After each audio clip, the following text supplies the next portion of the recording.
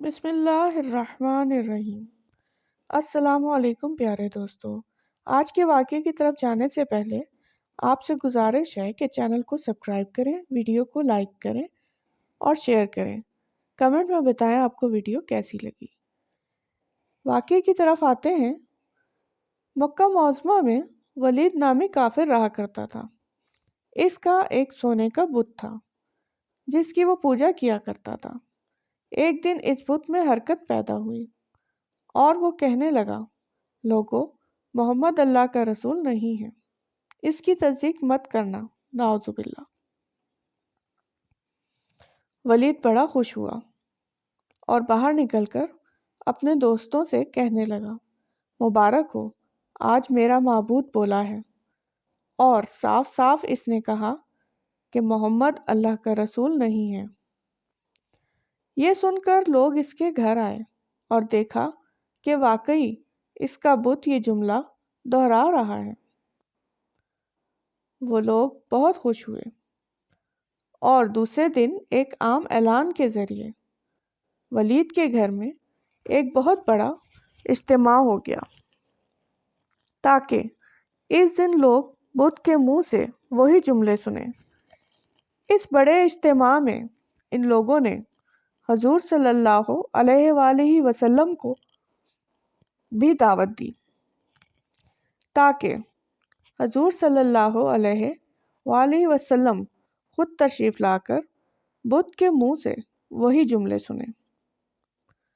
چنانچہ حضور اکرم صلی اللہ علیہ وآلہ وسلم بھی تشریف لائے۔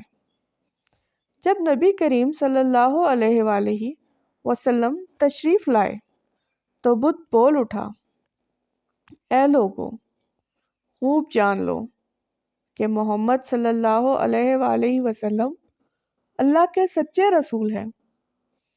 ان کا ہر ارشاد سچا ہے اور ان کا دین حق پر ہے۔ تم اور تمہارے بت جھوٹے ہیں جو تمہیں گمراہ کرنے والے ہیں۔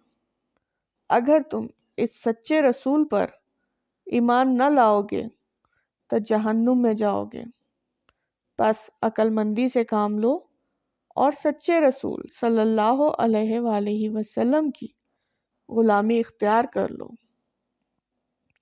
بت کی یہ باتیں سن کر ولید بڑا گھبرایا اور اپنے معبود کو پکڑ کر زمین پر دے مارا اور اس کے ٹکڑے ٹکڑے کر دیے۔